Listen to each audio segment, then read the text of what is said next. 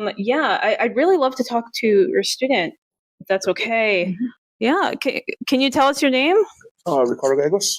Ricardo, nice to meet you. I'm Nadia. This is Jamie. Yeah, so they probably told you a little bit. We're just doing a podcast where we're talking to just students and practitioners about what adult ed is. And today we're focusing on this IET course that you're in. So can you tell us, Ricardo, what brought you to this program? Mostly, I wanted to get a job to get back into my para account. I was a corrections officer for 5+ years, and this seemed something that'd be more enjoyable than what I was doing. Oh wow, yeah. Yeah. Yeah. So you're working on EMS. Do you have any goals like after that? Hopefully work for Taos County. All right. Yeah. So would you continue on the path, like the kind of healthcare path, the EMS to EMR, or it is too much to think about right now? I'm probably going to try and do like 1 year EMS basics, then go take my intermediate just to get the experience under my belt. Yeah, that's smart. So what's been your experience so far in this program? It's been really good, but there's a lot of information comes at you very fast. I can imagine, because it's one more time. How long is this program again? It's 16 weeks. 16 weeks. That's a class time. Yeah. And then there's clinicals after that. Right, and that's 4 months. So that is intense. Yeah. That is intense and a lot. All right. So what advice would you give other students interested in joining this program? Just make the time to commit to the class, because it's a lot of stuff you got to study for while you're still working. Right. Yeah. You still have all of your other responsibilities on top of this. So Ricardo, are you still working right now? Yes. Well, what do you do, if you don't mind? Right now, I'm full-time at dispatch 911 and then part-time at the hospital. Wow. Okay. So you're still in the healthcare system. That is a lot. That is a lot, man. Great. Yes. So what does success look like for you out of this? Hopefully getting a job that I enjoy and have fun at. That is success. That is the dream. having a job that you feel good in. Easy and simple. Absolutely. Is there anything that you would say to people who might want to join the program? It doesn't hurt to give it a try. It's something that you should know anyway. Oh. I knew basics working from the jail, but this took it to a whole different level. So, it's something you should know. Absolutely. Ricardo, thank you. That's all we have. Much. Really appreciate it. Yeah, so we're sitting with Nadia and Ella. Thank you for joining us today. So you're a student in this program. So we just wanted to ask some questions, just how's it going? And let's start from the beginning. What brought you to the program? I've just always had I've been eager to get involved with healthcare. I think I'd really like to start off with EMS. I enjoy being a part of the community, being out there and being familiar with it. Yes. Okay. So your focus was it always healthcare? Yes. Yeah. So that was your plan. All right. So you wanted to be in EMS? Yes. Yeah. Mm-hmm. Okay. So that's your goal after finishing being in EMS. Okay. Tell me what's it like? So you said you're out there, you're in the community. Right. I haven't been out there just yet. I'm hoping to be able to get my experience after I'm done with the course. Yeah. But I'm in it for it all. The driving, the experience, the hands-on, being with the patients, the whole 10 yards. I'm ready for it. Yeah, absolutely. All right. So your goal there is after finishing, is there anything like beyond that? Do you see I do. I'd really like to continue with my education. Hopefully later in the future, I'd like to go on to be a flight medic. I want to get out there and just really work hard for it and make it. Yeah. So. Wow. Okay. Yeah, that is really exciting. Wow. So what advice would you give other students who are interested in joining this program? Just stay with it and stay working hard. It's not easy, but nothing worth having is going to be easy. It's going to take a lot of hard work, but it's worth it. It pays off. That's great. So what does success look like for you? Knowing that the hard work that I've put into it, the time, the dedication, the tears, the sweat, everything, just knowing that I made it because I worked hard for it. Absolutely. Thank you Wow. so much. Wait, actually, I have some follow-ups. You have follow-up. Yeah, Sorry. yeah. Can you tell us like what kind of work are you doing in the program right now? Right now, as in like the coursework? Yeah, the classes? coursework. Yeah. So we have classes 3 days a week. There's a lot of reading. I'd say that's maybe the most intense part of it is just the book work and being able to retain all of that information. Yes. Okay. So really dense reading. So is Right. it's very technical? Mm-hmm. Okay. Wow. Big old textbook. A big old textbook. Okay. Yeah. So do you have other responsibilities outside of this course? I do. So I work full time. I'm currently working at the Holy Cross Hospital right now. So I do nights with that, and it's hard. I find it difficult to be working nights and then coming to class on top of it and being able to complete my coursework and the homework and studying. But I'm glad I'm experienced it. I mean, it can be done. Yeah. Okay. So Yeah. so your job right now is still in healthcare. Right. Yeah. Can you yes. tell us about what's your job? So I'm currently a patient sitter there at the hospital. So I'm kind of everywhere. But they'll put me with patients who are at risk, maybe for falling, or like in the ER, it'll be SI or psych patients, and just sit and monitor them, make sure that they're doing okay. Wow. I feel like every time I hear, like, because I've known different people in various working in hospitals, and I feel like every time I talk to someone, I learn a new job that I had no idea existed. Yeah, I just Like, found out about Yeah. it pretty recent too, and I mean, I love it. I love what I do. I love to be there and kind of be like a companion for these people that are there all night, that don't have family to come and visit them or stay with them, and just keep them some company. that's so great. So outside of your program, your work, do you have do you have familial responsibilities? Hanging with your friends? Not as much. I mean, yeah, I do hang out with my friends. There's not much to do here in Taos at all, really. It's a very small town, very rural, but I do, especially now in the summer, now the winter gets warmer, I like to go out, be up in the mountains, hiking and stuff, just be outside and enjoy the weather for the short time that it is nice. Yeah, I imagine if you live in Taos, like if you don't like nature or stuff, what are you doing? Yeah, exactly. That's about it. That's really exciting. And how much time do you have left in the program? About 3 weeks plus Whoa, okay, soon. clinicals, and yeah, we're right there. Fantastic. Can you just tell us what are clinicals? They're like late May or June, We'll start the last day of class. the last day of class. So May 12th, I think. May 12th. Okay. Okay. Yes. So just for people like me who have no idea what that means, what is a clinical? I guess the way I think of it is like the trial. You're actually out there. You're getting like hands-on experience with the course material that you've learned so far. Okay, so you're actually performing emergency Right. services. Mm-hmm. Oh, is it emergency medical? Okay.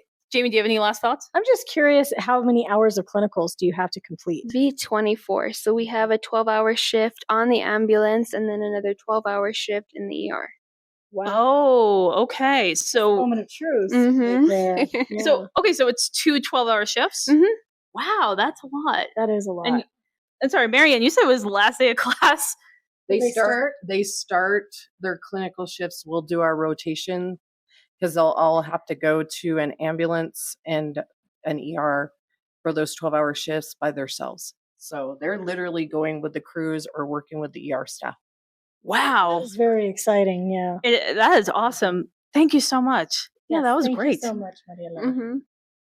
Okay, so like it's been a day. We ate dinner. We went to our respective rooms. Mhm. Next morning, we had a hotel breakfast. Yep. We did a little propel work, and then we got lunch, hit the road. Right. So don't forget the gorge. We went to the gorge. It was gorgeous. Gorgeous gorge. Gorgeous, gorgeous.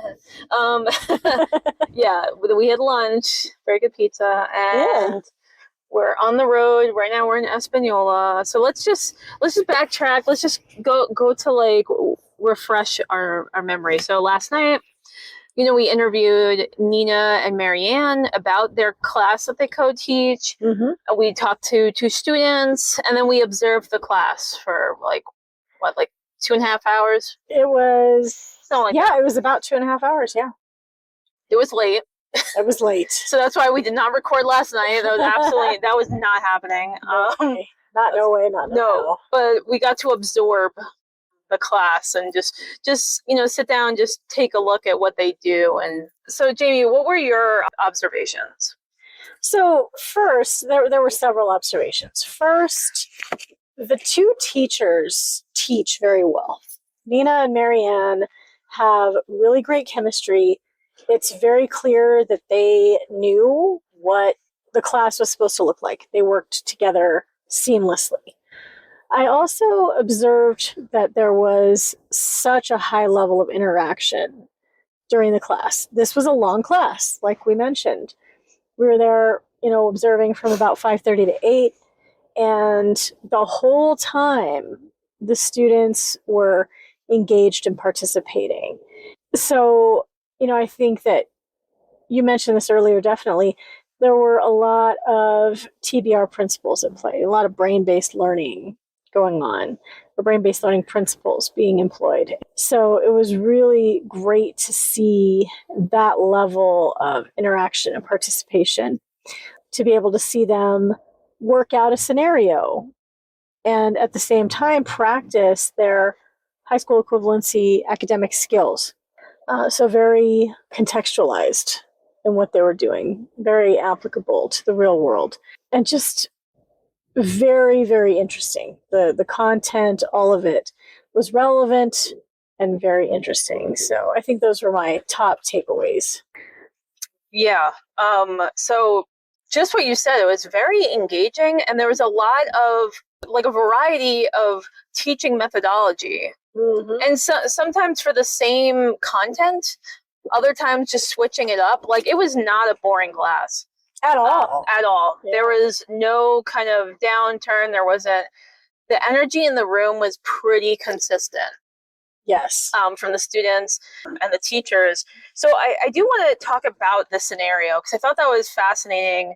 So in the class that we stayed in, they did a scenario-based lesson.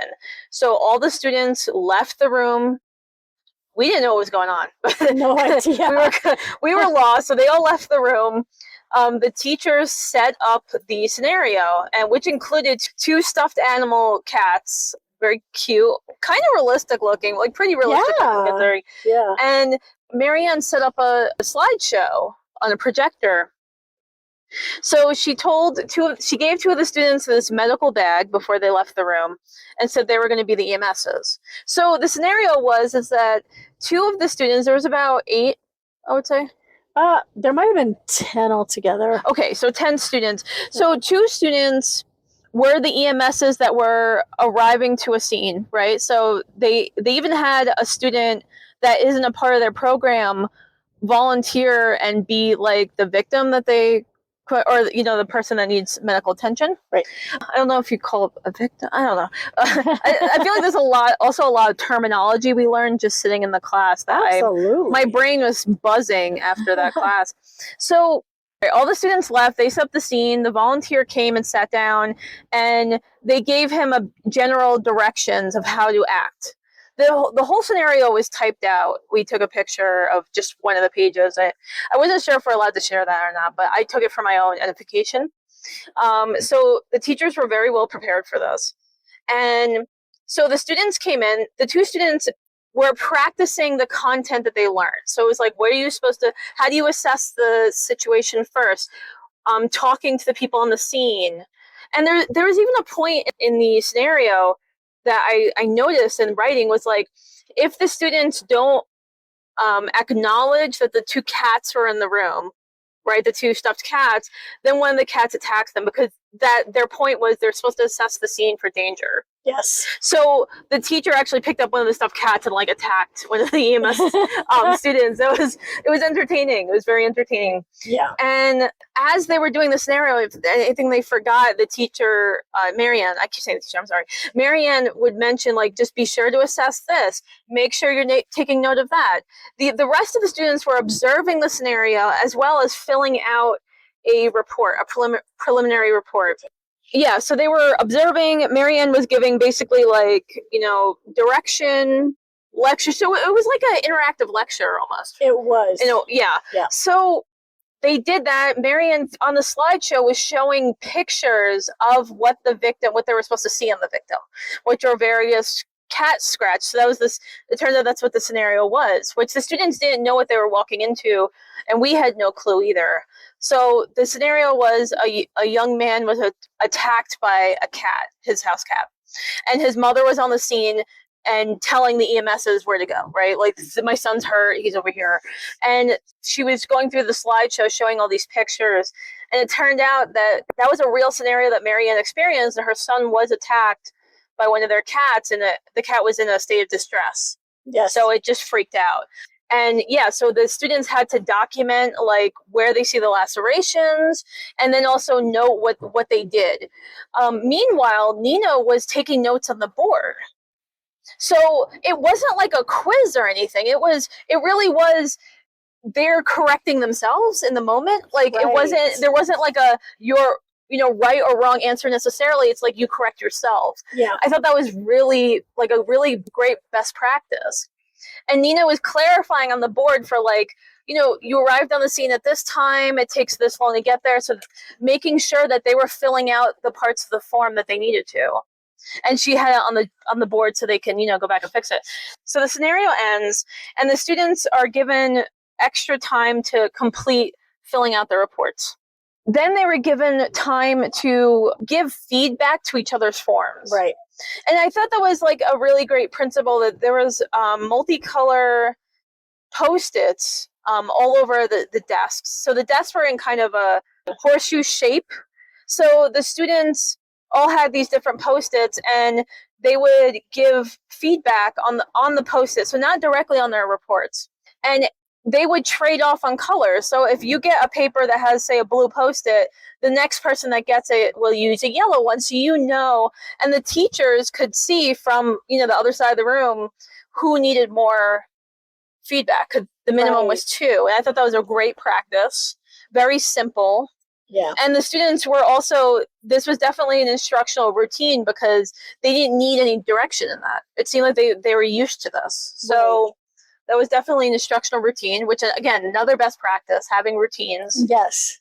Then they would discuss each other's feedback on anything that they noticed. It wasn't necessarily good or bad. And one student even mentioned, like, I got 2 feedback and none of it's bad. Right. So it wasn't focused on mistakes so much as highlights. I thought that was really interesting. Yeah, so they went over that. They took a very brief break. And then they moved on they had a pharmacology exam. That's what the teacher announced. And then they played a different game, essentially, it was almost like a game show. And again, all the students like knew the routine. They weren't instructed. Everyone had an individual whiteboard. Marianne was at the front of the room, and she was asking questions. In this scenario, or how much do you need blank? In this scenario, blank. Or what do you need to fill out this whatever? And every time, all the students would just hold out their whiteboards. And it wasn't about checking right or wrong, because everyone would give their answers. Marianne will talk about what's the right answer and why it is. Right. And Nina was at the board watching everybody and noticing and making observations on the board just in case anyone forgot anything. Because even though the room wasn't that big, some of the students wrote kind of small, so it was kind of hard to see. But the goal was the students were correcting themselves. It wasn't waiting for the teachers to do that. Right. So I think that also creates psychological safety, where they're responsible for their answers, not the teacher necessarily. And I thought that was really clever. So that was and a lot of that kind of quiz show was all based on, drugs, basically. Different drugs, different doses. What is it for? It was a lot. It was a lot. I learned so much. I feel like in those 2.5 hours, I learned so much about a field I don't know anything about. In our conversation, our interview with Nina and Marianne, we learned a lot just about the career pathways of emergency services and how many different avenues there are for that. Like, EMS Basics is really just the foundation. to start. And there's so many options. I just thought that was so great. The class was really mixed. There were some students that looked really young, like maybe I would say late teens. And I think if I'm correct, Nina mentioned that the minimum age is 17. And there were people that looked like they were probably in their 40s or 50s, which I wouldn't have expected in emergency services. Same. So that was interesting. So they had their, I guess, for lack of a better term, drug tests. Yeah, what? Drug What's tests. a drug test? Meanwhile, throughout that quiz show, Marianne was also, again, doing like mini lectures. This is why you can't mix this drug. This is why you only administer aspirin. Like that was one of the most fascinating things, was like, you only administer aspirin in this scenario, and every student was writing down the answers. Chest pain. Didn't know that. And then they were talking about mixing or what different drugs. What's in Tylenol PM? I never thought about it. Tylenol PM is just Tylenol and Benadryl. Yeah. So Yeah. like little stuff like that. So Marianne, very naturally, by the way, she's a natural instructor, Absolutely. was reviewing and lecturing, but also tying it to every day. They had a conversation about different classes of drugs, and that got into the cannabis industry. And it actually, the discussion moved from like history, legality, why it's the way it is, Politics. state law versus federal law. Yep. Like Marianne weaved them all through that. And I was just like, wow, I learned a lot. Same. And also like emphasizing terminology, and like cannabis is a class 1 drug. What does a class 1 drug mean and why? But does it fit in this scenario? Why not? And that was, I honestly, it was just a very riveting class. Like I feel like I'm buzzing from it. And they really do have a well-oiled machine. I'm sure like that was a really great day. Yeah. And really interesting topic. And they worked really hard on this curriculum and finessing it. But it's clear that whether or not that was like a one-off great class, they really do collaborate and communicate well together. Yes. Especially since like how the academic skills fits in with the content and how that works and why that works really well. Because during the process of the students filling out the reports, Nina was checking in and making sure that they could write them out. Yes. Which like, so Nina is like, of course she doesn't have a paramedic background, but she has the academic background. So she was helping them with that. But overall, I'm really glad we got to see that. I think other programs could really learn from just observing this class in action. And for anyone who's listening, I would really encourage programs who are either still planning out an IET or just getting started with an IET, who want some advice, to reach out to Nina or Kylie from TECC UNM-Taos, just to even just pick their brains or ask questions, because they have a really great model. Absolutely. What would be an ideal, and I think we talked about it a little bit, is like if programs can visit each other and like really just see it in action. Because it was one thing, we learned a lot talking to Marianne and Nina, like no doubt. But to have the visual along with that, the answering of the questions, I think it really cemented to Jamie and I, who have no IET experience. Like it really cemented what the concept is and how that works as a structure. And I thought that was really a gold mine. Also, Taos is nice. Come visit Taos. Absolutely. It's beautiful. It's a beautiful place. Beautiful drive, beautiful place to visit. Well, all right. So, Jamie, thank you. Well, thank you for driving, first of all. Oh, yeah, always. Thank you for driving. Thank you, UNM-Taos, for letting us into your space in your classroom. And just cool stuff. They have the ambulance, the simulation. They didn't do the simulation in the ambulance, but it was in the classroom, and seeing what an ambulance looks like, and the stretchers, and of course the equipment. Like this is real simulation. Oh yeah. Which sounds like an oxymoron, but but it really does put the students in this situation, in a safe situation, to practice what they're learning. Yes. And that is Yes. so beneficial. I agree. Yeah. 100%. All right, Jamie, I think we're good. All right. All right. Thank you. Thank you.